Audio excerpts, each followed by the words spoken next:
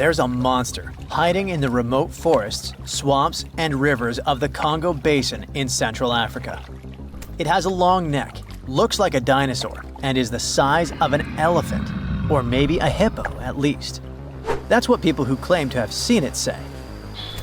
It should have gone extinct millions of years ago, but this Congo's version of the Loch Ness Monster somehow survived. This creature is the Mokele-mbembe, which means one who stops the flow of rivers, and more folks are saying they've seen it lately. European explorers first heard the stories of this creature from the people living near the Congo River in the early 1900s. A German captain even included a description of the monster in his official report from his expedition. The locals told him the animal was of a brownish-gray color with smooth skin, a very flexible neck, and only one long tooth that could be a horn. Some of them mentioned a long, muscular tail, like that of an alligator. They also said that the creature lived in the caves, but climbed the shores even in the daytime to find some plants to eat.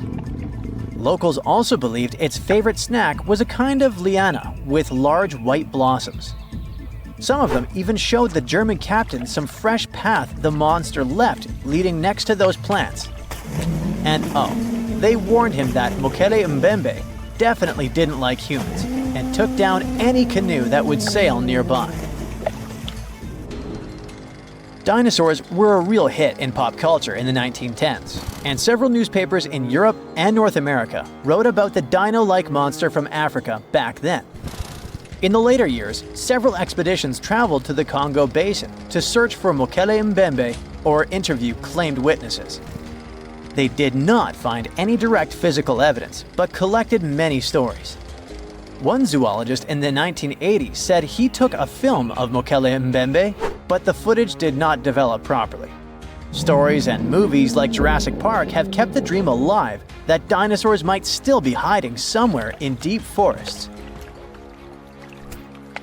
At some point, people stopped reporting sightings of the creature as often, so it almost became a forgotten legend. But it all changed recently, as many people claim to have witnessed the mythical monster with their own eyes. Cryptozoologists, those fans of mysterious creatures, believe it could be a dinosaur that, for some reason, didn't go extinct, related to a brachiosaurus or a diplodocus. This idea comes from how people describe seeing the creature, with a super long neck, a huge body, and a tiny head. They think it might have stayed hidden in the deep forests of Africa all this time. But scientists say that if it really were the last living dinosaur, we would have found some real proof by now, like a photo or bones or something showing it walking around the Congo Basin. Some expeditions that are trying to find proof the monster is real have even used sonar technology to scan the murky waters of Central African rivers and lakes in search of any large, unidentified creatures. Some people even narrowed down the monster's location to a specific remote lake, surrounded by untouched jungle in the swamps. So far, the search for evidence hasn't been successful. The explanation behind all the sightings of the Mokele-mbembe could be the changing ecosystem. More and more human settlements are moving into the huge Congo Basin rainforest. People aren't used to seeing large animals that live in the forest, so they believe they have witnessed the mysterious creature from their folklore. The human brain often fills in the gaps in something we don't know and uses imagination to explain it, especially if there's a ready-made version that everyone's heard of. But still, we can't completely rule out the possibility that there are some new, unknown species of animals hiding in the Congo forests. Maybe just not a missing dinosaur. Another legend, this time Mongolian, says there's a giant worm living deep in the Gobi Desert. Yep, similar to the monster you've seen in Dune. The creature, which is supposedly up to 6 feet long, can spit acid that could melt anything and shoot electricity. They say it spends most of its days hiding underneath the sandy dunes, but likes to come out during the wetter months of June and July. The people in the West first found out about the megaworm of the Gobi Desert thanks to an American paleontologist, Roy Chapman Andrews. This brave man was probably the inspiration for Indiana Jones. In 1926, he wrote about the creature in his book. At the meeting with Mongolian leaders, Andrews heard detailed descriptions of the creature, even though none of them had ever seen it themselves. One of them said it looked like a sausage that was about 2 feet long, with no head or legs. According to him, the worm was so poisonous that just touching it could instantly take your life, and it lived in the loneliest parts of the Gobi Desert. Andrews didn't think the creature was real, but he shared these stories again in another book. And then, stories of the monster spread around the world. In some of them, it's only 1 foot long. In others, it's as large as a human. Some say it looks like a snake, and some describe it as a caterpillar. Some people claim it has wings and can fly, and others think it could be a supernatural evil being without a body. The color of the creature also remains a subject of debate. It could be white-gray, brown, or even bright red. The stories of witnesses are probably so different because the creature doesn't even exist. In 1983, one scientist who was visiting the region heard that an old man had managed to finally catch the mysterious worm. He also found out there was a nest nearby and decided to risk it all and see it. But instead of a scary monster, there was a tartar sand boa inside. Luckily for the scientist, this snake is non-venomous, but it does have gray-brown scales and could match the description of the giant worm. When he showed it to the locals, supposedly all of them said it was the monster they had seen. Big expeditions from America, Britain, and New Zealand came to the Gobi Desert to try and find the creature. Many other adventurers came from all around the world on their own, but found no evidence the monster was real. But many Mongolians are sure the death worm is no fantasy. If you don't believe there's a monster in the Gobi Desert, how about one in Lake Worth in Texas? According to local folklore, there's a part human, part goat creature with scales and long clawed fingers hiding there. It all started back in July 1969, when locals claimed to have spotted this mysterious creature roaming around. The newspapers loved the story and started reporting about new sightings.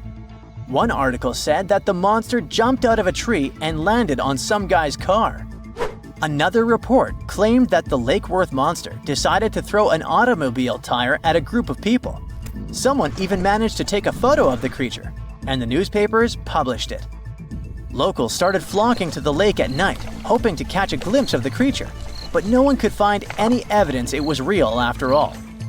The author of the monster's photograph later said it was most likely someone's prank, because the creature really wanted to be seen. Then, a reporter from the local newspaper received an anonymous letter saying that it was 3 high school students who decided to dress up and scare people.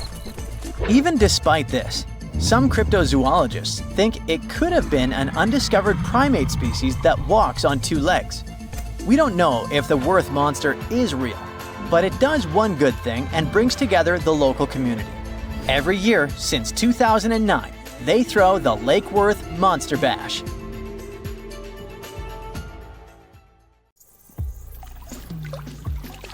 Now, of course you know that the Amazon River is famous for its piranhas, bull sharks, and other creatures you don't want to meet. But there are even more dangerous rivers in the world. The deepest of them, the Congo, goes so far down in some sections that even light can't reach there. It's the only major river that crosses the equator twice and carries enough water to fill more than 13 Olympic-sized swimming pools into the Atlantic Ocean every second. Wow! Even the most experienced boaters have trouble passing through all of the river's strong currents, rapids in its upper part, and waterfalls and gorges in the lower section. The Congo currents are so fast and powerful that they even divide animals like mountains and oceans do.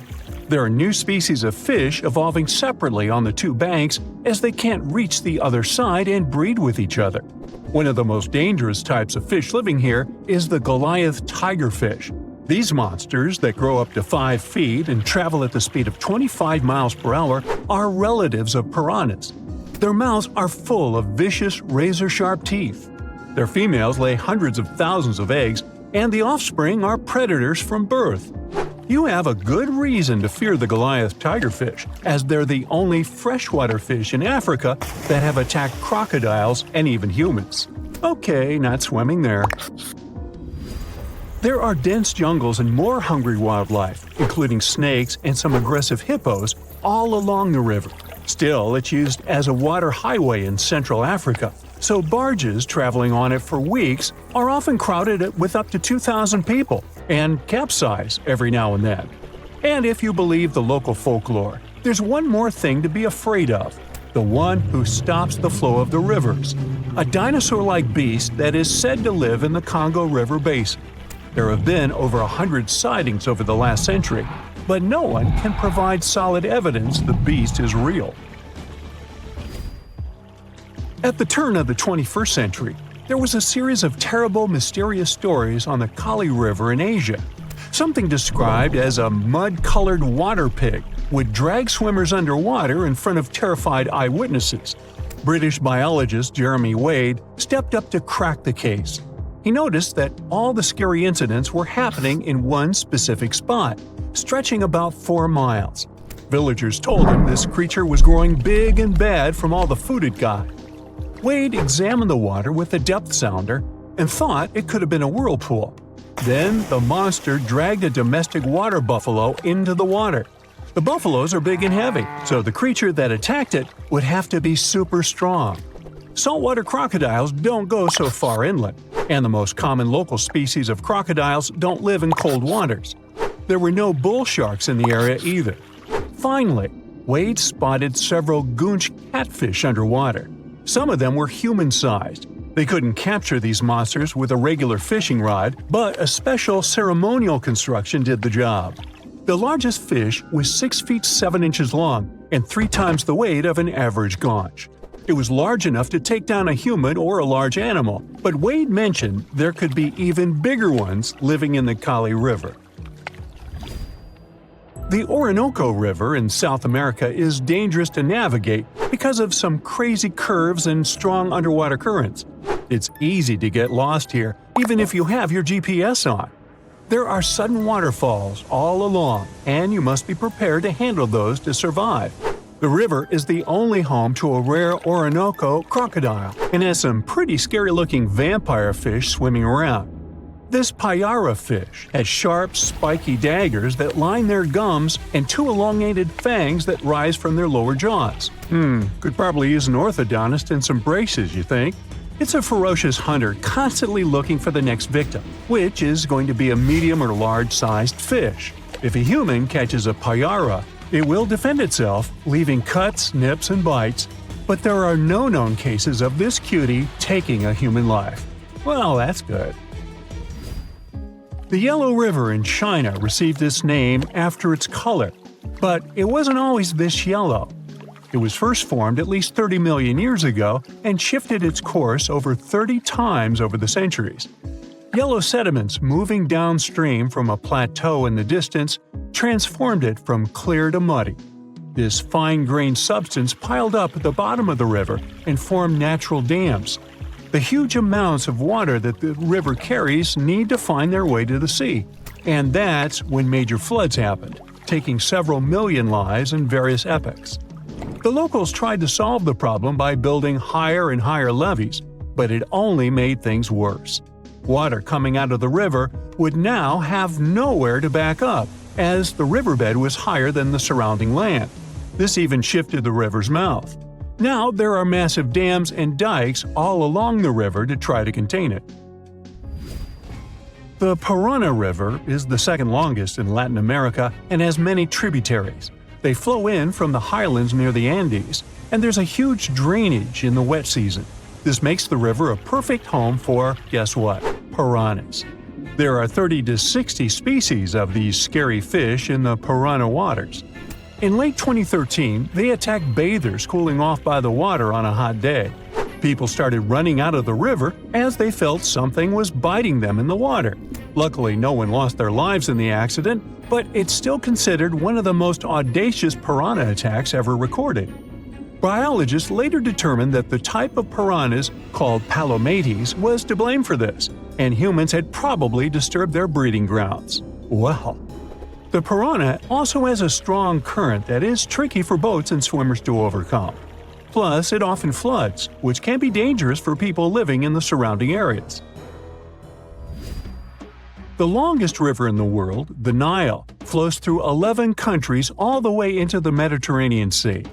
Expeditions have spent centuries looking for its source, and no one still knows for sure where this mighty river begins. Adding to the mystery, the Nile takes an unexpected turn right in the middle of the Sahara.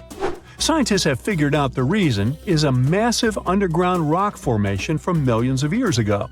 The Nile has served as the most important water highway for civilizations through centuries, but it has some pretty dangerous inhabitants, like crocodiles that grow to be 20 feet long, which is slightly more than the height of an average giraffe.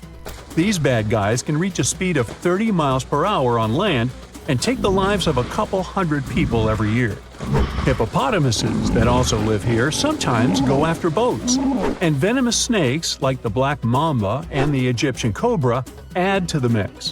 One of the most dangerous creatures on the Nile is the mosquito, as they carry around all sorts of diseases that affect hundreds of thousands of people.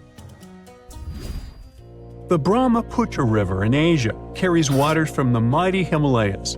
When the snows in the mountains melt, the river floods massively, causing landslides, displacing millions of people, and taking the lives of hundreds of animals in the nearby national parks. Such floods are also common during the monsoon season in India, from June to October, with heavy rains. The course of the Brahmaputra River is changed incredibly over the past 2.5 centuries. Erosion is another danger it's hiding. The banks of the river are mostly made of weak cohesive sand and silt, and even though the erosion rate has gone down, it is still the reason a lot of people lose their land and get displaced. The Brahmaputra is one of the few rivers in the world that has a tidal bore. That's a strong tidal wave that pushes up the river against the current where a river empties into an ocean or sea. And there you have it. A pre-Christmas miracle happened near the mouth of South Africa's Chilumna River on December 22, 1938. Marjorie Courtney Latimer, the curator of East London Museum, was on her routine visit to the docks. She was checking if there were any unusual catches from local fishermen. Suddenly, she spotted a strange fin sticking out of a pile of discarded fish. Intrigued, she cleaned off the slime to reveal an incredible discovery. A pale blue fish with silvery flecks, thin scales, and 4 fins that looked almost like limbs. And it was huge too, 5 feet long, weighing about 127 pounds. Marjorie actually specialized in birds, but she had always been fascinated by the natural world, including the ocean. She didn't know what the fish was, but she had a feeling that it was something special. So she had the fish loaded into a taxi and taken to her museum. She then went through lots of reference books, but no matter how hard Marjorie tried, she couldn't identify the species. She decided to show it to the chairman of the museum's board, but he just dismissed it as a common rock cod. Marjorie didn't listen to him. The creature fascinated her so much that she kept studying it, and even tried to preserve it by having it taxidermied, although she couldn't save the organs. Desperate for answers, she reached out to a fish expert, J.L.B. Smith. But tough luck, he was away at that moment. When Smith finally saw the drawing, he got instantly intrigued. By January, he finally wrote the response to Marjorie, saying the fish was giving him sleepless nights. He was eager to see it in person. On February 16, when he finally arrived at the museum and laid eyes on the fish, he was stunned. Suddenly, it dawned on him that he was looking at a coelacanth, a species believed to have gone extinct 66 million years ago. This made it a Lazarus species, an extinct species that reappears after a long absence in the fossil record. It was like seeing a fossil come to life. Scientists thought that this creature had vanished with the dinosaurs. Thanks to Marjorie's persistence, this became one of the most remarkable biological finds of the 20th century. The entire genus Latimeria was named in her honor. Turns out, fish was vibing in the deep ocean waters completely unbothered by an asteroid strike for millions of years.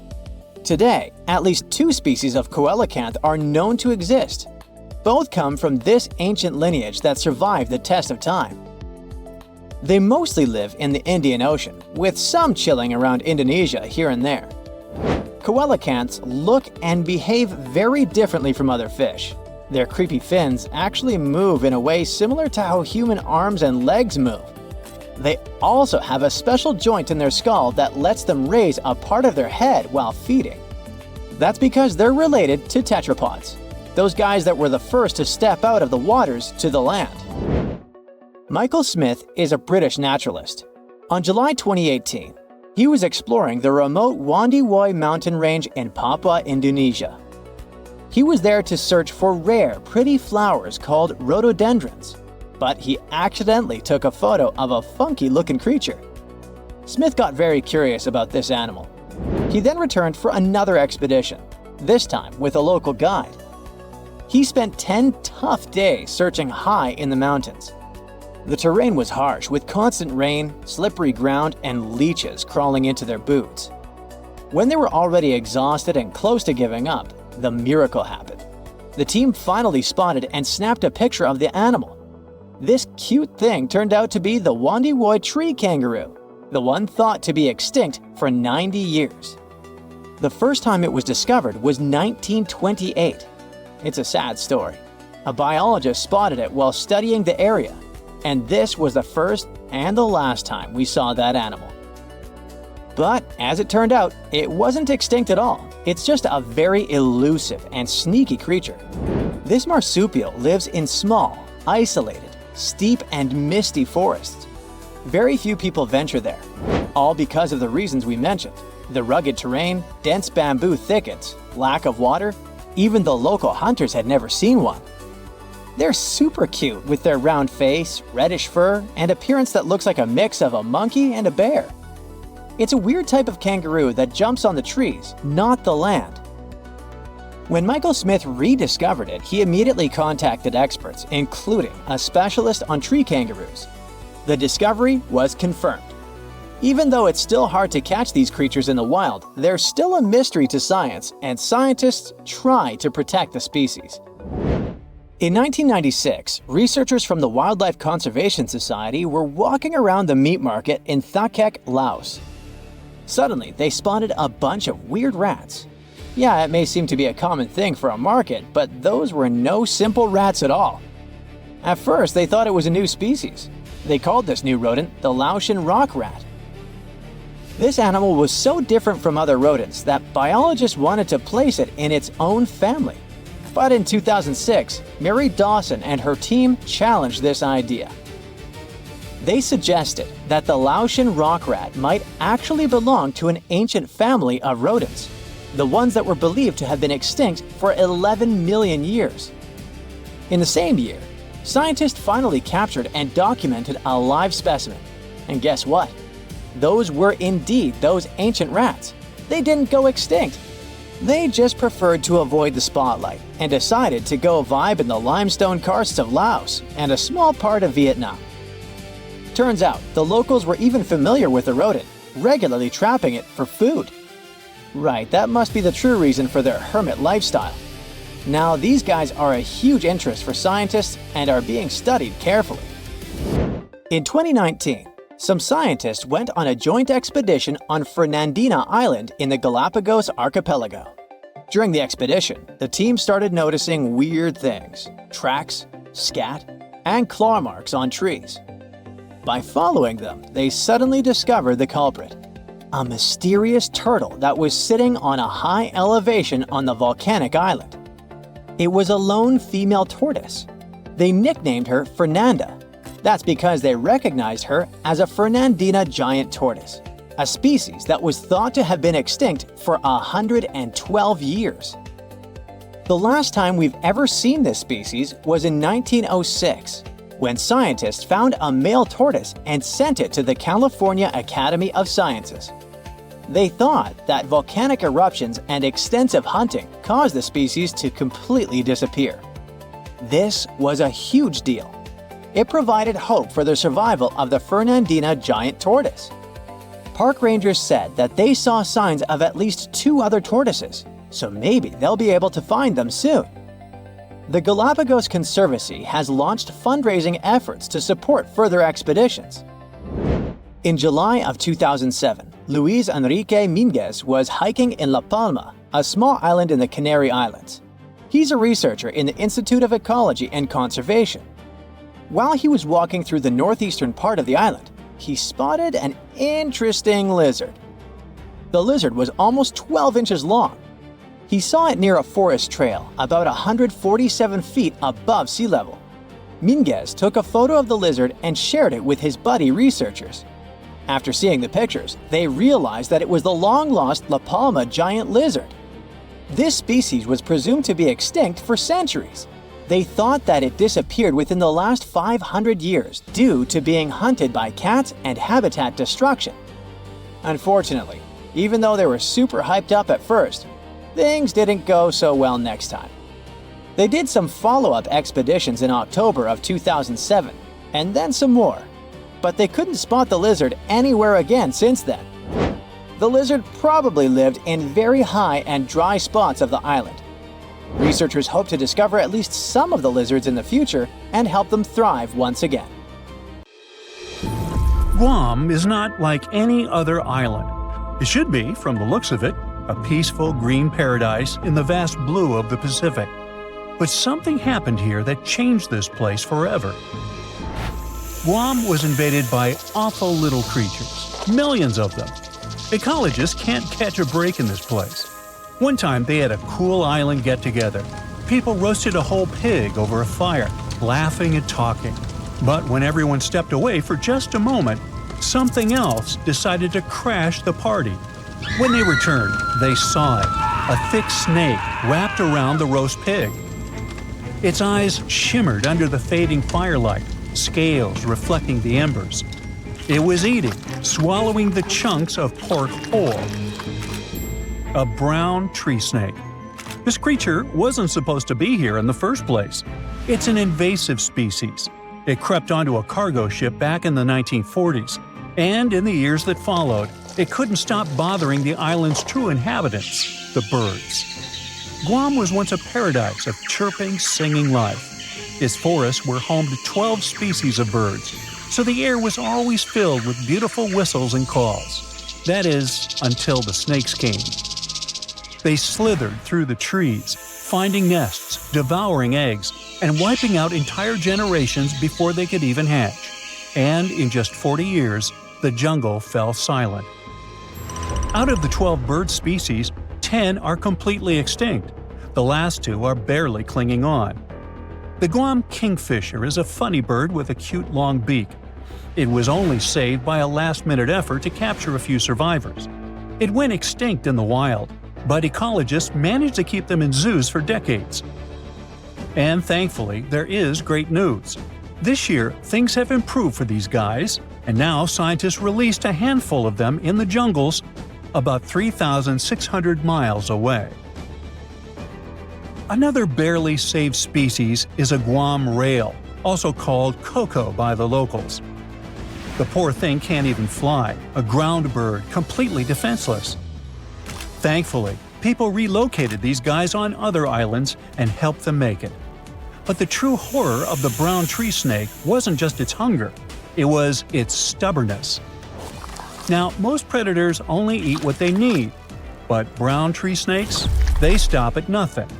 These guys have zero chill. They'll go for animals that are too big for them to swallow. They'll try to eat random stuff like trash. And if they realize that they literally took a bigger chunk than they could bite, they'll just leave the leftovers to rot. It's horrifying. When researchers were trying to understand why the birds were disappearing suddenly, they gave them tiny radio transmitters to track their movements. But every time scientists went to check on tagged birds, they kept finding the tracking signals inside the snakes, or in bodies left by the snakes. Oh, and now these snakes have nothing to eat. Millions of them. You'd think they'd just give up, but nope, they decided to change their diet. Rats, lizards, garbage, each other. Yep, these guys aren't picky. What's even crazier is that it was just the beginning. Birds aren't just there to sing pretty songs. They eat things like bugs and help keep nature in balance. And when they disappear, you can tell because something starts taking their place. spiders. Guam's spider population absolutely exploded. The place is drowning in silky webs and creepy little legs. Especially the banana spiders, giant golden-bellied creatures that build sprawling webs bigger than anything seen on other islands. Or the huntsman spiders, the size of a human hand. Like the name hints, they chase their prey down the island, skittering across the jungle floor, and use fangs to inject venom quickly. Tiny Argyle Road spiders are also lurking among them. These are sneaky little thieves that steal food from their much bigger neighbors. Sometimes they even eat those neighbors. And finally, the tent web spiders, whose webs are like entire cities. They create a single mass of silk where dozens, sometimes hundreds of spiders live together. Some ecologists call them condo webs, like some multi-level apartment complexes. These condo webs stretch from the ground all the way up to the jungle canopy, so the forest starts looking like a Halloween party. You can wrap into these things like a mummy. It became so common that hikers started carrying spider sticks, long branches used to sweep away the webs before they got caught in their faces and clothes. Recently, in 2012, they finally decided to count all these guys. Well, you'd never guess it. From 500 to 730 million eight-legged creatures in the jungle. The island has 40 times more of them than other places nearby, like islands of Rota, Tinian, and Saipan combined.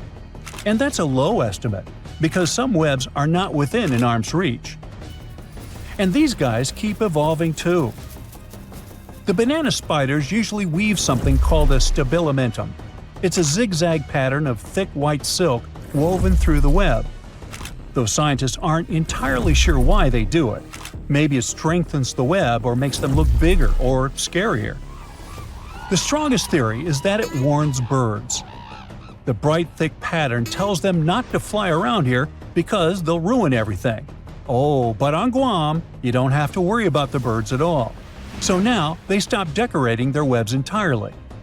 The worst part is that no one really knows how to fix this.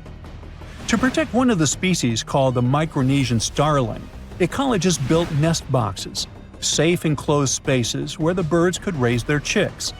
To make sure snakes couldn't reach them, they installed smooth metal poles beneath called baffles. The idea was simple.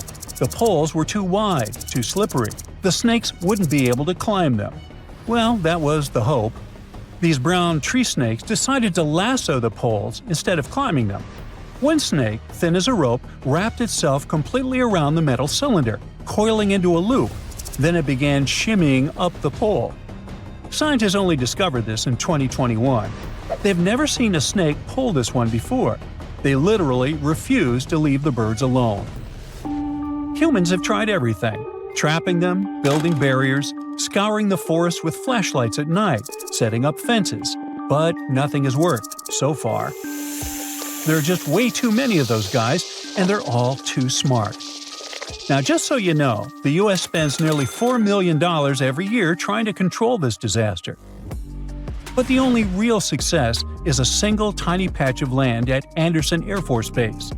Scientists managed to drive down the snake population there using bait. But the truth is slowly sinking in. The snakes aren't leaving. Humans can send rockets to space, but this is too much. That also means that Guam Island will start looking entirely different soon. Guam's forests always felt mysterious and kind of creepy, even without the invaders. There's no soil, no soft place to step. Instead, it's all jagged, broken limestone. Everything is full of razor-sharp rock left behind by an ancient coral reef. It was being pushed up over millions of years. Trees force their roots into the cracks. Everything is packed with twisting and curling plants. Breadfruit trees, prehistoric-looking cycads, spiky pandanus trees. And just as a cherry on top, a typhoon comes ripping through every few years, tearing it all apart. Luckily, plants usually grow back fiercely. Now, walking there is insane. It feels like walking in the sea, though instead of balancing on waves, you're trying not to trip and gash your shins open on the sharp rocks beneath you. you have to think through every step. But now, things are going to get so much worse. 70% of Guam trees relied on birds to carry their seeds, spreading them far and wide. So, without the help of birds, the trees drop their fruit directly to the ground where it sits and rots, so nothing grows. Well, perhaps the invaders' rule over Guam may last forever, and soon this place won't be friendly to tourists at all. It may become one of the worst places on Earth, if it isn't already.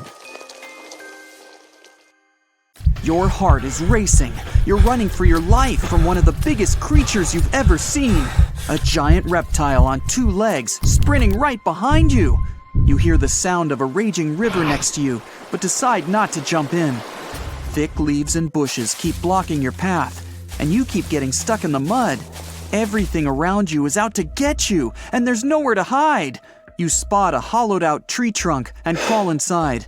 Whatever's out there is getting closer and closer.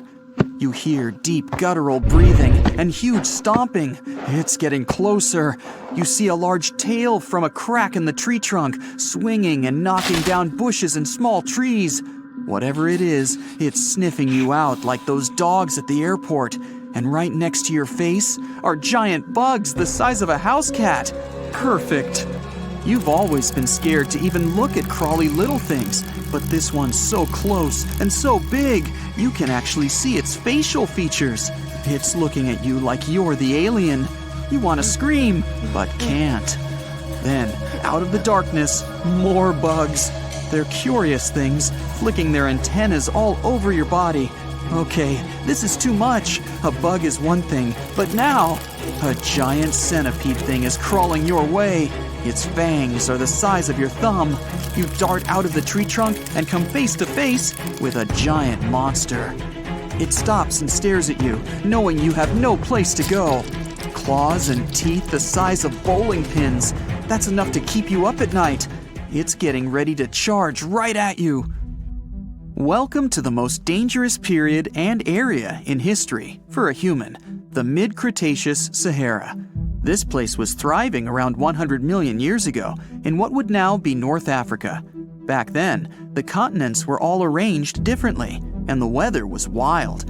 Extreme storms were pretty common, and temperatures would rise and fall like a Mexican wave at a soccer stadium. Then, sea levels started to rise. Water flooded the Kem region, an area between modern-day Algeria and Morocco. Over the next millions of years, asteroids, volcanic eruptions, and other natural disasters wiped out everything else. Bye-bye, dinosaurs. Thanks for playing. You probably think of the Sahara as one of the most inhospitable places on Earth, but back when it had trees and rivers, it was even more dangerous. The famous River of Giants was a huge river system that stretched from modern-day Egypt all the way to Morocco. The land was flat and not much vegetation grew there, but it was enough for life to exist. Frightening, scary life. That creature you're staring at, it's a giant, scary-looking theropod, and it's out to get you. Imagine a T-Rex-like dinosaur that's more than 32 feet tall and has an epic jawline. Scary stuff. They were the top dogs in the food chain back then. And that's why this place and period in history was so unique. The entire area had an incredible imbalance between hungry dinos and poor little dino snacks. There wasn't enough food to go around. Scientists were never able to find much evidence of herbivores. That means it might have been a royal rumble of carnivorous creatures waiting to pounce on each other at any moment. So, after a while of having a stare-down contest with a giant theropod, a shadow creeps up on you from behind. You're too scared to turn around, but the growling is louder than anything you've ever heard. It shakes you to the core. You turn around and see a Spinosaurus, and that's about all you can see. You know how they always show the T-Rex as the king of the dinosaurs? Well, this one would be, what, the emperor? It stands about 50 feet tall and has a sail of scales on its back, the size of a regular human. Then add in a crocodile-style snout with razor-sharp teeth and some short, powerful legs. Its diet mainly consists of river fish, but it's looking at you like you're a delicious fish taco. The two alphas are now in a standoff, with you stuck in the middle. But before you close your eyes and get ready to be eaten, they begin fighting each other, knocking down trees. You tiptoe your way out of there and run. The further you go, the better, right? Wrong. Not here, because everywhere you go, there's going to be something dangerous. During this period, there was danger in the sky, in the water, and on land. There were small mammals scurrying around here and there, but they mostly stayed in the shadows to avoid danger. After 5 minutes of running as fast as humanly possible, you make it out of the forest and onto an open plain. Bad move. Now there's nowhere to hide. Suddenly, you hear another shriek. You look behind you. Nothing. It's just short grass everywhere.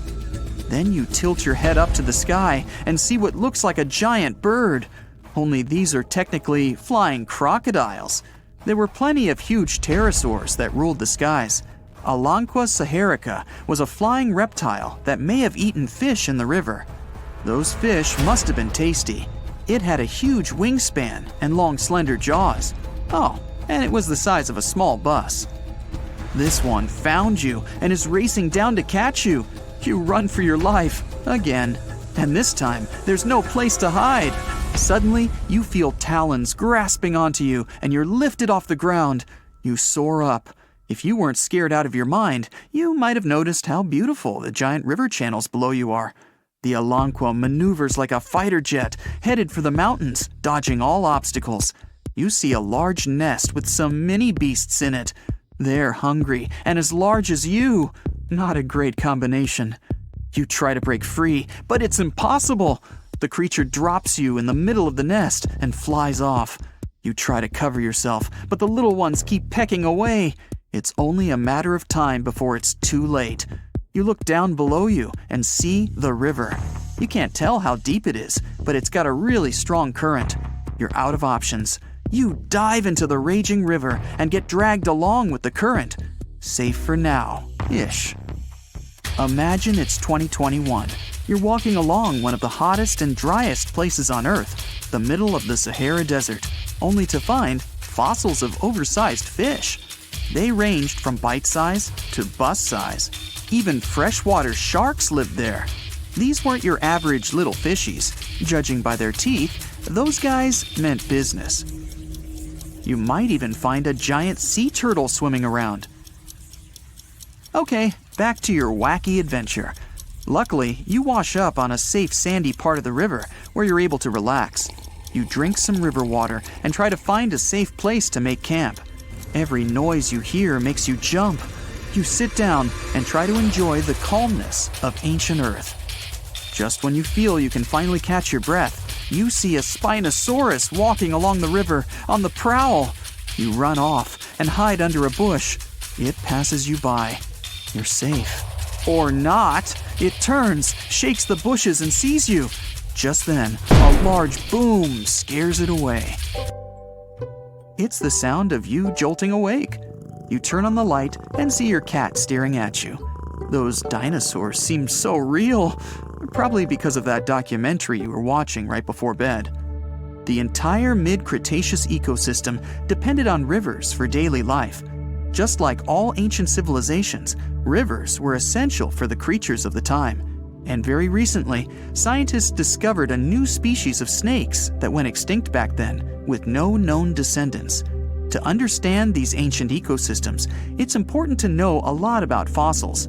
You might find two different fossils side by side, but those animals might have lived millions of years apart.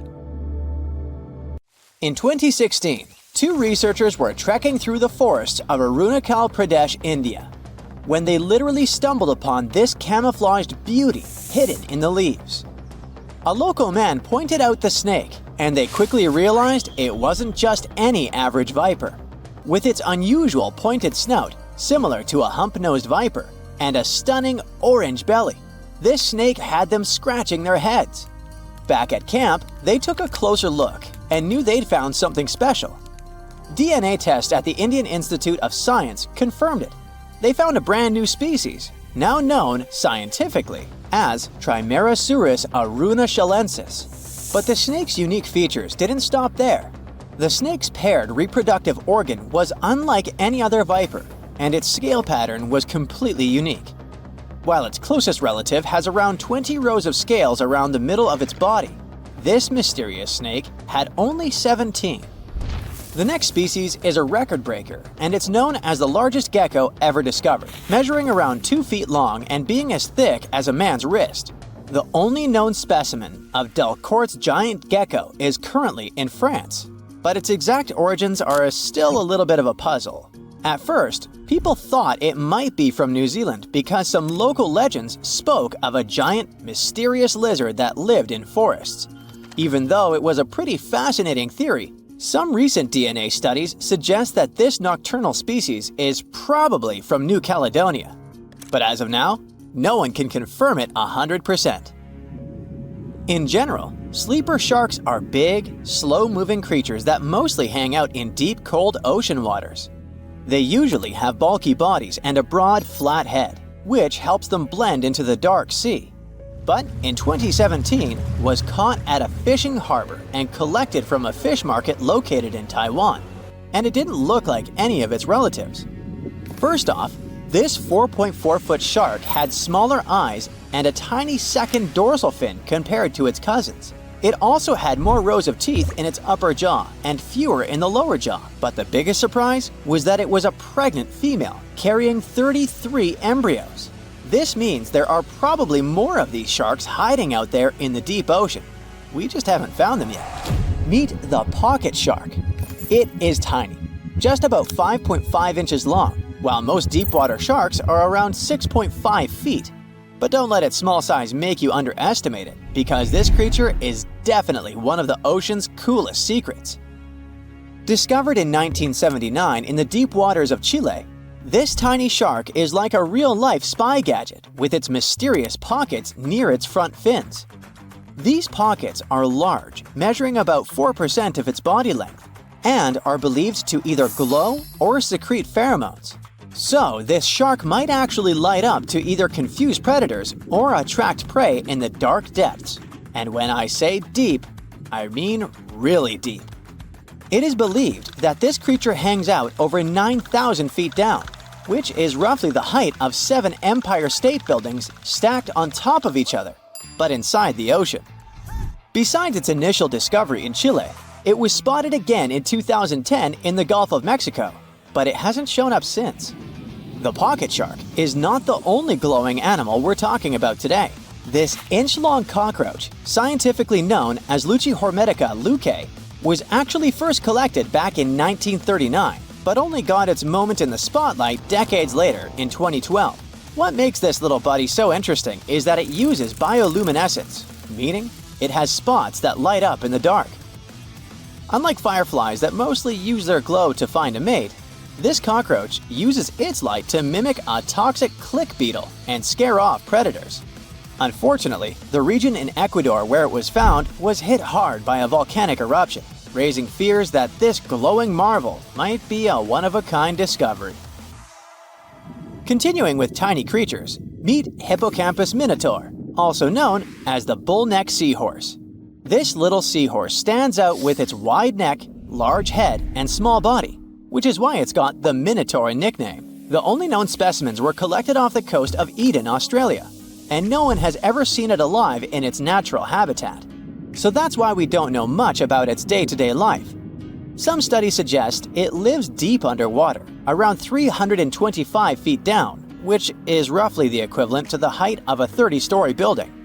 It's believed this mysterious seahorse likes to wrap its prehensile tail around corals and might even hide in sand beds. Its yellow-orange color likely helps it blend into coral reefs. So spotting this intriguing creature in the ocean is pretty much like trying to find a needle in a haystack. Next on our list is the Nariño cat. In 1989, a single specimen of this mysterious spotted feline was discovered in Galeras volcano in southern Colombia. This little guy had a short tail with 7 black rings and a black tip, and its fur was absolutely unique, being more reddish than that of its relatives. Understanding that it wasn't an ordinary animal, researchers decided to visit a bunch of museums all over Latin America to find similar felines, but they came up pretty empty-handed. Then, DNA analysis confirmed that it was unlike any other known cat, having split from its closest relatives around 1.9 million years ago. The Bogota sun angel is a hummingbird with a stunning purple color and black flight feathers, plus a bright green chin and crown. For years, we only knew of one specimen that was bought in Bogota, Colombia back in 1909, and that was pretty much it. Nobody knew much more about this beautiful and mysterious bird. But that changed in 2017, when a study decided to analyze its DNA once again. The results suggest that the Bogota sun angel might not be a completely separate species after all. It looks like it is actually a hybrid, meaning it was a mix of hummingbirds from two different species. And it's likely that its mother was a long-tailed sylph, which is a gorgeous hummingbird that mostly lives in the Andes in South America. The spotted green pigeon, also known as the Liverpool pigeon, is like the unicorn of the bird world. It was first described in 1783 by an English physician named John Latham, who saw it once and that's it. Since then, no one has ever doubted that it was a pigeon, and many researchers were convinced it was a distinct species. But recent DNA studies revealed that this bird could actually be closely related to the famous dodo. You know, that chubby, flightless bird from Mauritius that looked like a giant pigeon with a quirky beak. Anyway, the Liverpool pigeon is about 13 inches long and has a unique look with yellow spotted feathers. Unlike its ground-loving cousin, the Nicobar pigeon, the spotted green pigeon was likely more of a tree hugger, feasting on fruits up in the branches. Today, if you want to see this rare bird, you'll have to visit the World Museum in Liverpool, where the only known specimen resides. While you're in England, make sure to swing by London and check out the Natural History Museum. There, you will find the only specimen of a flying fox known scientifically as Pteropus bruneus. Flying foxes are usually some of the largest bats in the world. Their body length, I mean their size excluding their wings, can be around 16 inches. But this special bat, discovered in 1874 at Percy Island, is more like a mini version of its cousins, measuring 8.3 inches from head to toe. So even though it hasn't been spotted in the wild for a while, I wouldn't worry too much if you happen to come across it. Beneath the thick, shadowy canopy of a prehistoric rainforest, a silent hunter slides into the murky river waters. This is Titanoboa. Its size is horrifying, stretching over 40 feet long, which is about the length of a school bus, and weighing as much as a small car. It reigns as the largest snake ever known. This is around 60 million years ago. It's only been 6 million years since the dinosaurs were wiped out by an uninvited asteroid.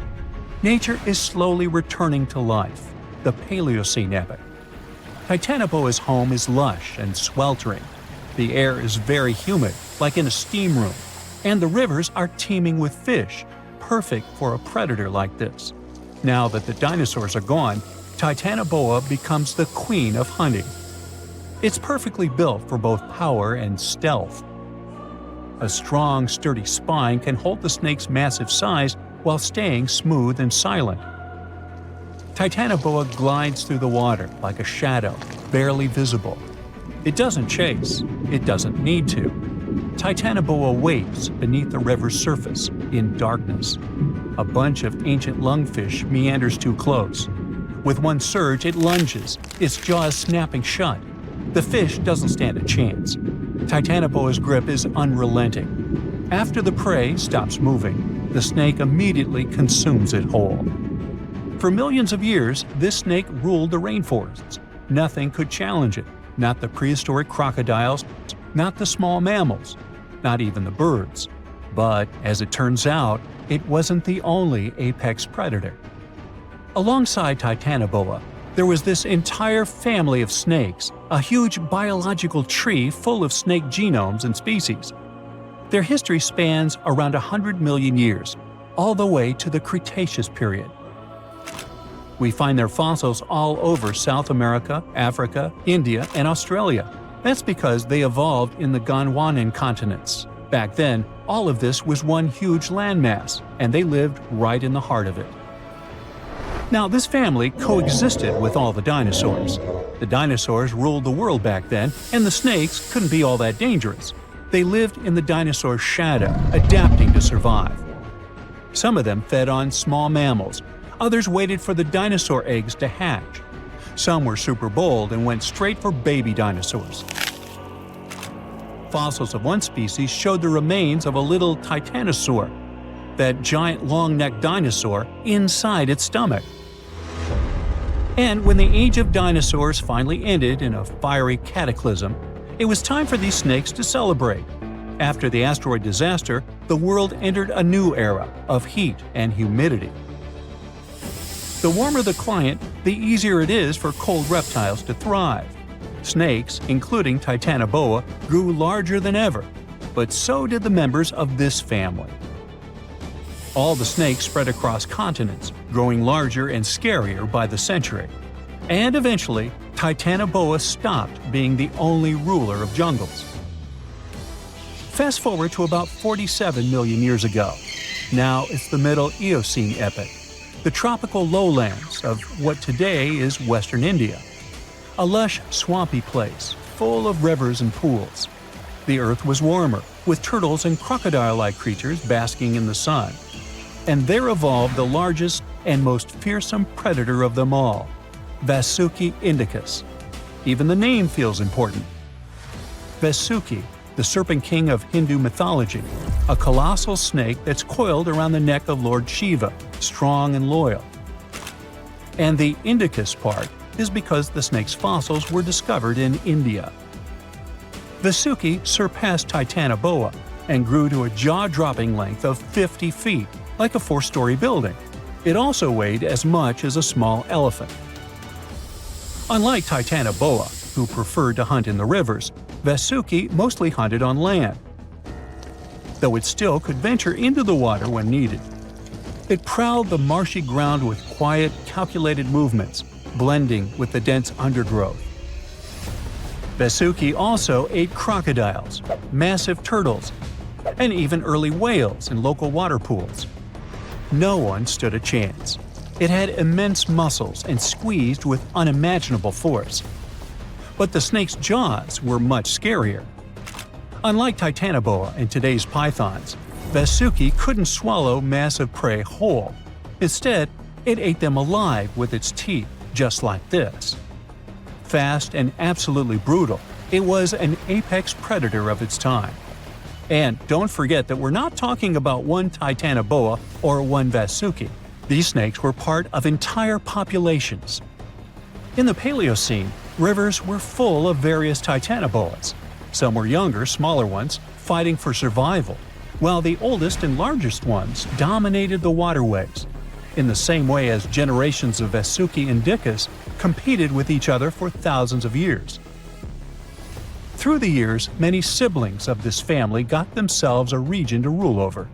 For example, alongside Vasuki, this big guy was thriving in northern Africa, in what is today's Egypt. Back then, this land was full of water and swamps. Before we learn more about other snakes, this one was considered the largest, about 36 feet long. That's still bigger than today's most powerful snakes, like the green anaconda.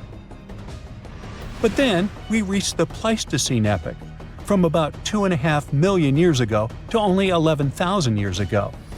Modern humans were evolving all over the world, and now the snakes had a new problem, an even worse one than dinosaurs. While we were developing brains, in Australia, there ruled the local king of snakes. Their names also come from legends. That's how indigenous Australians called their mythological rainbow serpent the creator of the world. It's like a problem of a chicken and an egg. Was the snake named after a deity, or did the Aboriginal people create their deity after a snake? Ancient Australians coexisted with those predators for thousands of years. They warned their children how to avoid dangerous spots, passing down stories of the terrifying serpents. In their legends, the great rainbow serpent was shaping the land, rivers, and features of the world. These legends were most likely inspired by the powerful nature of those snakes. If only they knew that these animals weren't even as huge as Vasuki or Titanoboa. Though they were still dangerous. Urlungor was up to 26 feet in length. They preferred the more green and humid parts of Miocene Australia, like waterways with lush plants around the riverbanks. And there was much more potential prey. Urlungor had a thick body as wide as a human thigh. It loved to hunt in what is today the northwest Queensland. Its fossils were found in the limestone of Riverslade. It was a fascinating find. The skull was almost intact, with teeth and everything, which is crazy considering that snake skulls are very fragile and usually don't survive fossilization. Just like snakes before it, Urlungor didn't rely on venom. It was a constrictor, quick and powerful. But at least now these reptiles weren't as brutal. Their hugs quickly caused cardiac arrest in their prey. So the end came rather quickly. Also, they no longer could swallow the prey whole, and didn't have the same sharp teeth as Vasuki or Titanoboa. So both Urlungor and Wanambi had to eat very slowly, just like pythons today. Meanwhile, Wanambi was about 20 feet long. This one had a similar head, so it could only hunt marsupials, reptiles, and other little things that ventured too close. Wanambi's domain was the waterhole. It lay coiled in the shade, motionless, its body blending seamlessly with the dusty earth. If kangaroos and wallabies cautiously approached to drink, they wouldn't even notice the predator until it was too late. The Wanambi snakes lingered in Australia for millions of years. Even when the climate and ecosystem changed, it didn't bother these guys. In fact, they thrived in Australia's cooler, drier regions.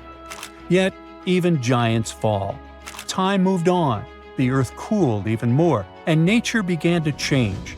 Wanambi managed to last up to around 50,000 years ago, and could have lasted longer if it wasn't for humans. The same Aboriginal Australians who once feared Wanambi eventually spelled the end for the snake. All these years of being the apex predator, only for the little apes to hunt you into extinction. But that's how evolution goes. Eventually, all the giant snakes disappeared, leaving behind only their fossils and stories like this one. There's a place on Earth so dangerous that even the most fearsome creatures of today wouldn't last a moment there. It used to exist in what we now call southeastern Morocco, the land called the Mokele-mbembe Beds. The story of this place stretches back to the Cretaceous period, about 100 million years ago. It might have looked like a beautiful place at first sight, a lush green forest, rivers glittering in the sun, until you meet some terrifying dinosaur. The lions or sharks of today are nothing compared to what the fossils show us. The Mokele-mbembe Beds were dominated by terrifying predators, and above them all, 3 of the largest predatory dinosaurs ever discovered.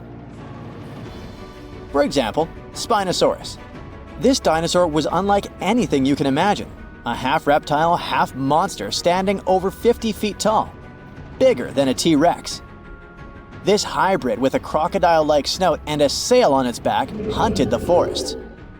But this dino could dive into the rivers, so not even waters were safe from it. It could catch huge fish, as if plucking them from the shallows. There was also Carcharodontosaurus, a carnivore with the name that literally means shark-toothed lizard. Its razor-sharp teeth could slice through flesh with terrifying ease. This monster stood almost as tall as a house and was faster, stronger, and more aggressive than nearly anything that had ever walked the earth.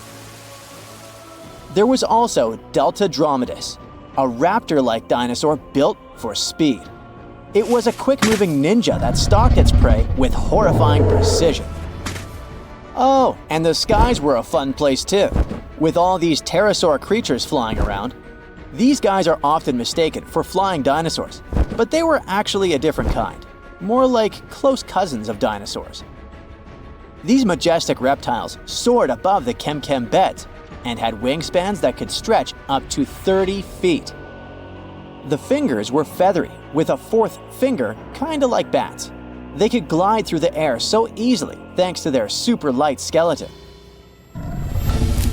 But it wasn't just the dinosaurs that made the Mokele-mbembe Beds so horrifying.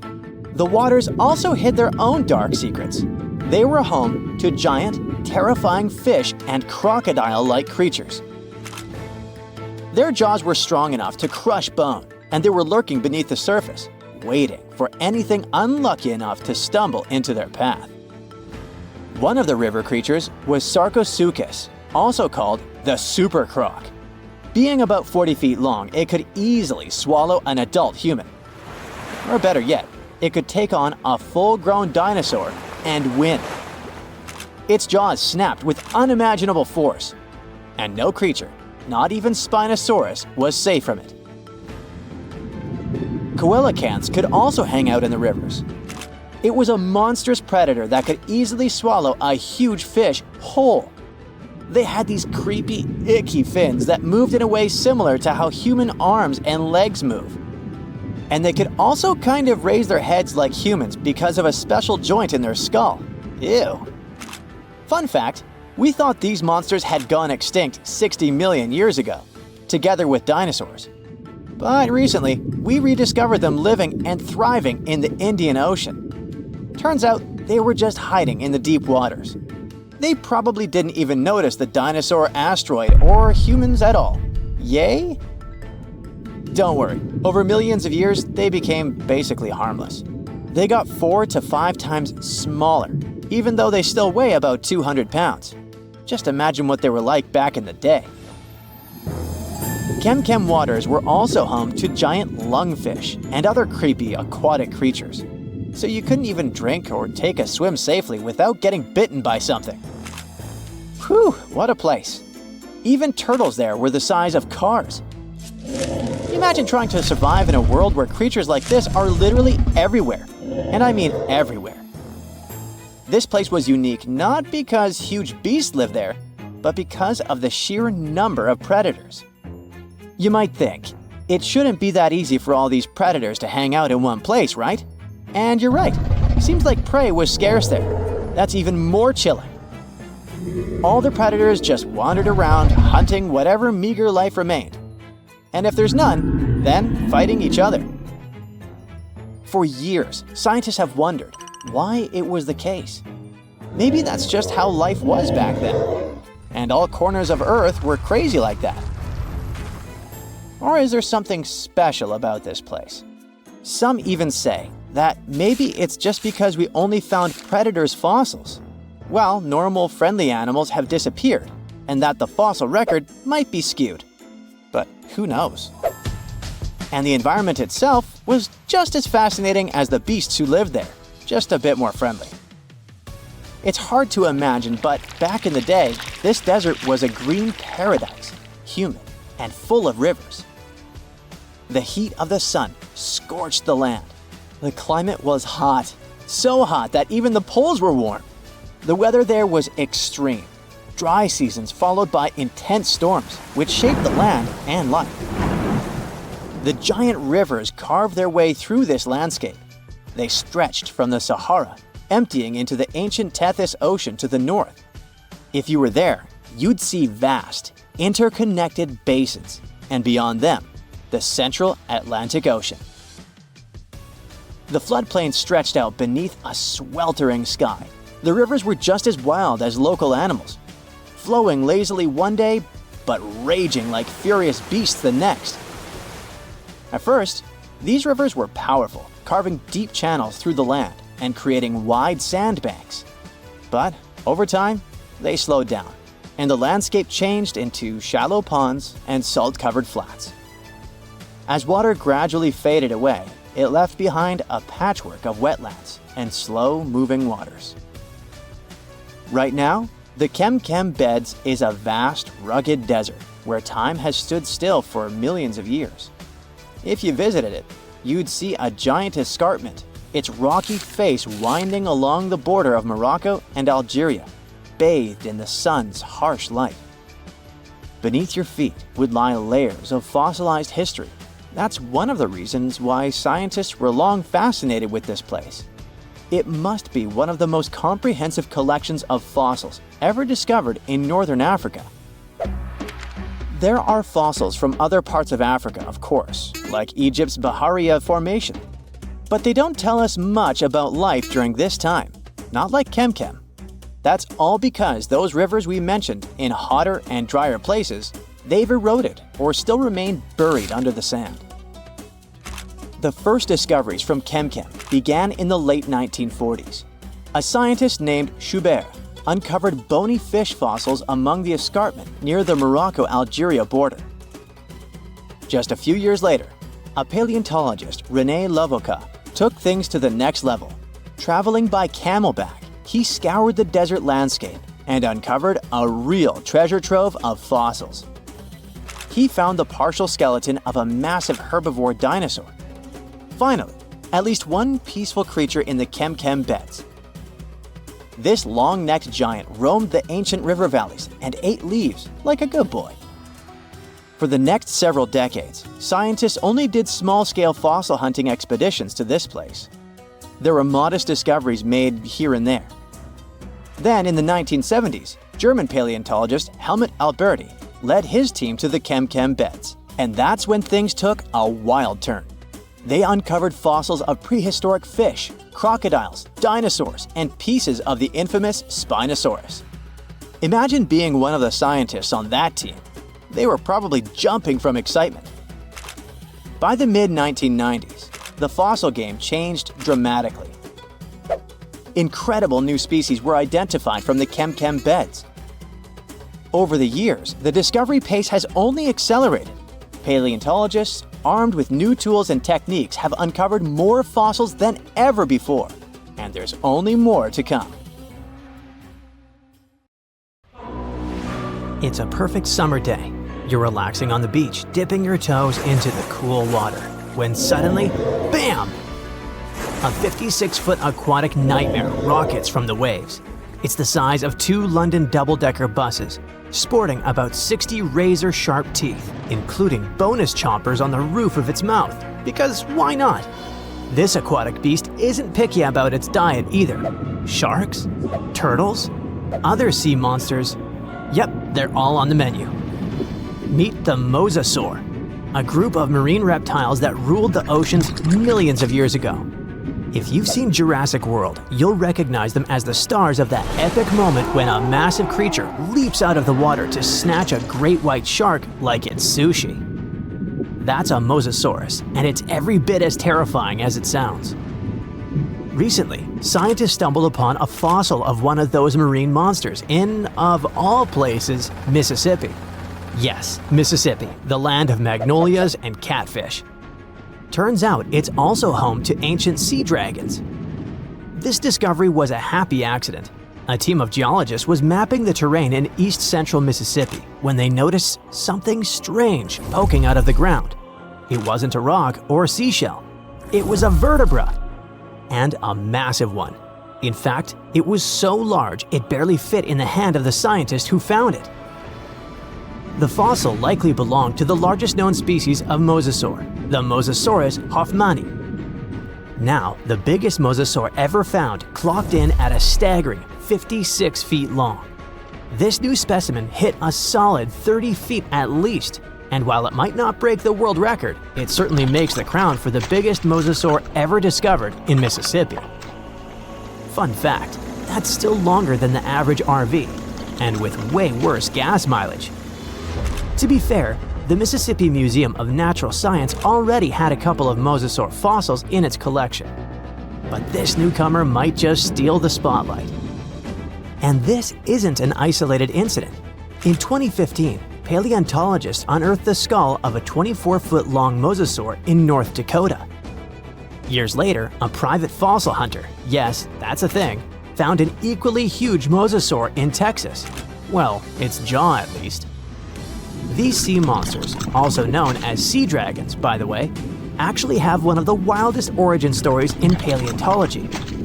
The very first skull was found way back in 1764 in a chalk quarry in the Netherlands. And at the time, scientists thought it was a whale. Then came a second skull, which was so impressive that French revolutionaries literally looted it during the siege in 1794. Legend has it they swapped it for 600 bottles of wine. Doesn't sound like a fair trade to me. That fossil actually helped pioneer the concept of extinction and got paleontologists buzzing for centuries. Since then, mosasaur fossils have popped up all over the world, like ancient scaly celebrities leaving their mark. From the Mississippi backwoods to the deserts of Morocco, from New Jersey to Belgium, scientists have uncovered everything from teeth to full skulls, sometimes even misplacing them in museum drawers for centuries. So what exactly were these terrifying titans of the deep? Well, let's just say, if ancient oceans had a most likely to eat everything in sight award, the mosasaur would win it. Picture a gigantic scaly torpedo with a mouth full of about 60 razor-sharp teeth, including some growing on the roof of its mouth like dental overkill.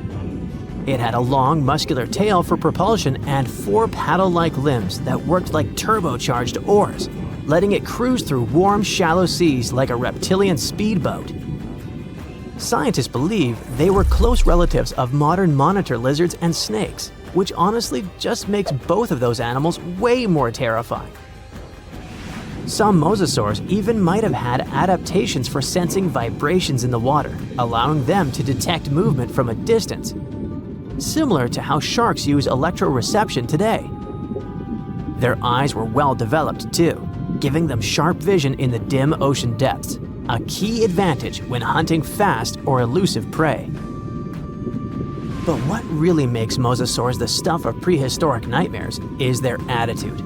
They were apex predators, and they knew it.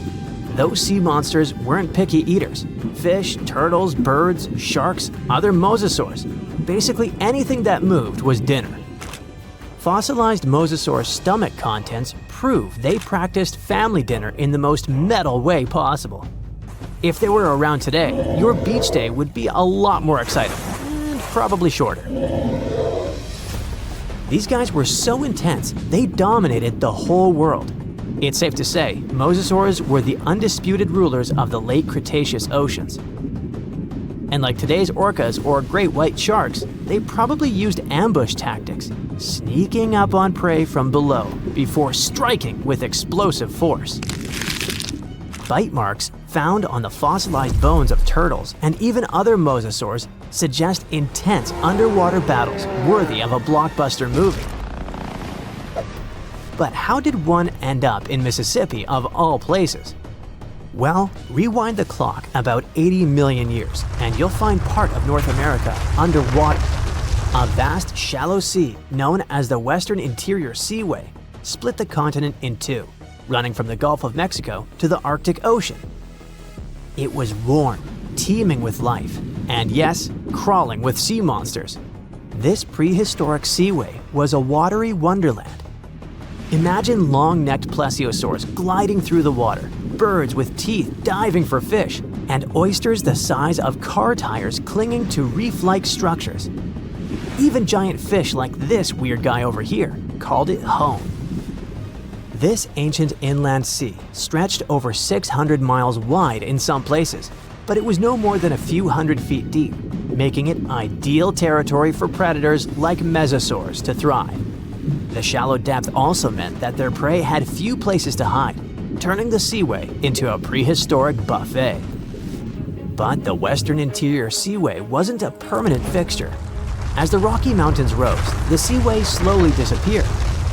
Over millions of years, it transformed from a shallow ocean to swamps and then to dry land. Today, what was once an ocean is now the Midwest, complete with cornfields, cows, and the occasion mosasaur vertebra hiding in the dirt. Now, this wasn't exactly the end of the mosasaurs. Sadly, even these monsters couldn't outswim extinction. Those massive sea beasts met their watery grave around 66 million years ago, when Earth got an unwelcome visitor, a 10-mile-wide asteroid. When that space rock slammed into what is now Mexico's Yucatan Peninsula, it unleashed destruction on a planetary scale. The impact triggered massive tsunamis, set forests ablaze, and shot so much debris into the atmosphere that sunlight was blocked out for months, maybe even years. This impact winter plunged Earth into a deep freeze. With sunlight gone, plants couldn't photosynthesize, and the food chain collapsed like a house of cards. On land, plant eaters starved, and predators like T-Rex soon followed. About 75% of all species on Earth disappeared. But don't think the oceans were a safe retreat. The seas were hit just as hard, if not worse. First came the mega tsunami that devastated marine life along coastlines. Then, the real villain arrived. You see, without sunlight, phytoplankton, those tiny microscopic plants that serve as the foundation of the marine food web, perished. With them went zooplankton, small fish and filter feeders. And when the buffet dried up, the big predators like the mosasaurs went hungry. No food, no future. With plunging temperatures and ocean acidification, even the ocean's top predators couldn't survive. Mosasaurs, along with plesiosaurs and ammonites, were wiped out in the blink of a geological eye. So ended the reign of sea monsters. The good news is that you can now swim at peace knowing that no sea dragon will ever come at you. I mean, it's a bummer that they went extinct, but let's be honest. Beach days are way more relaxing without 56-foot lizards crashing the party. No one expected such a strong storm. It's too dangerous to sail back to the land because of high waves and winds. But suddenly, you notice a small green island nearby. You and your friend are about 25 miles off the coast of Brazil. You were fishing and didn't notice black clouds obscuring the blue sky. You're approaching the unknown island and see a Coast Guard boat behind you. People from there are screaming something to you, but you can't make out the words because of the thunder. They tell us we should stay away from that island, your friend says. Despite the warning, you still sail since there's no other way out. Around the island, you notice sharp rocks sticking out of the water like knives in the dark. Now you realize what the Coast Guard warned about, but it's too late. Your boat hits a rock. The bottom is pierced. You start to sink. The rain and wind are getting stronger. Both of you fall overboard. Then, darkness comes. You wake up in the morning because of the scorching sun and a dry mouth. Your friend and the wrecked boat are lying nearby. Apparently, you'll have to wait for rescuers to get out here. Now, in the light of day, you can see how dangerous the island's coast is. It's surrounded by rocks, and you're lucky you've survived. Getting out of here will be difficult. Together with your companion, you decide to look for coconuts and bananas. Your friend goes to the wreckage and pulls out a bag of medicine. Then, both of you leave the sandy beach and enter the dense jungle. A couple of steps later, you hear a strange hiss. You see your friend. His eyes are filled with horror. Goosebumps run down your back. You feel something alive crawling under your feet, and there's a lot of it. You look down and notice slithering snakes. There are dozens of them. They wrap around your legs, get into trees. They're everywhere. Don't move, your friend says. I think I know where we are. You want to ask him a question, but fear takes away your voice. He reads your face and answers the question. We're in one of the most dangerous places on Earth, the Brazilian Snake Island. These are not just some ordinary snakes. This is the golden lancehead, one of the most venomous reptiles in the world. You can find them nowhere else on the planet except for this land. They evolved here naturally, without other snake species intervention. That made their venom 5 times stronger than the venom of ordinary vipers. They're practically the only owners of this island.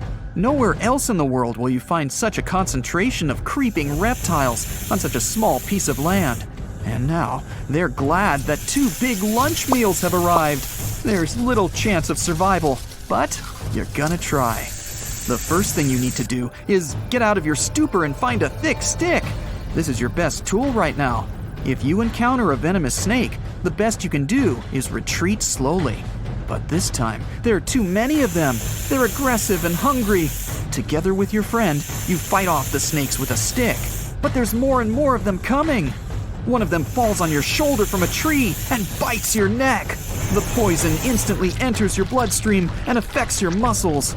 It feels like your body is melting. It becomes difficult to move, and your neck swells. Your friend grabs you and carries you deep into the jungle. Here, among the trees, you notice an old lighthouse. Yeah, this building really stands out here. Once a year, the Coast Guard visits it. Your friend breaks down the door and puts you on the floor. You're afraid you won't be able to survive the bite. Fortunately, your friend is a doctor. He injects the necessary medicine and saves your life. You have a few minutes to rest before more danger arises. Your friend tells you that the unique snakes appeared here thousands of years ago. This island was part of Brazil for a long time. Then, massive floods separated it from the continent. This part of the land was cut off from the whole world, which helped the formation of a unique ecosystem inside. Vipers that lived here evolved into golden lanceheads. They quickly became the main masters of the island and destroyed all the other animals. But how did they manage to survive without food, cut off from the whole world? They did it thanks to nature and evolution. This island is a transit point for many birds. They stop here to rest during long flights. These birds become dinner for the snakes. Previously, a snake bite almost didn't harm the birds. They were frightened and flew away, leaving the snake without food. But over years of evolution, the island's owners have developed such a potent poison that one bite was enough for a bird to never take off again. There's also a legend that a pirate hid treasures here a long time ago. And, so that no one would ever find it, he brought snakes to guard his gold. Of course, there's no chest with coins here, but the island is attractive for modern pirates, even today.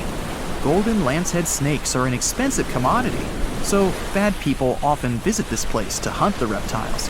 That's why the Coast Guard is always on duty around the island. People are forbidden to visit this place. And even if someone manages to get past the guards, they will have to face the rocks. Only biologists and scientists have permission to study the local fauna. A necessary condition for a visit is a doctor's presence in the team, so they can save people from the snake's poison.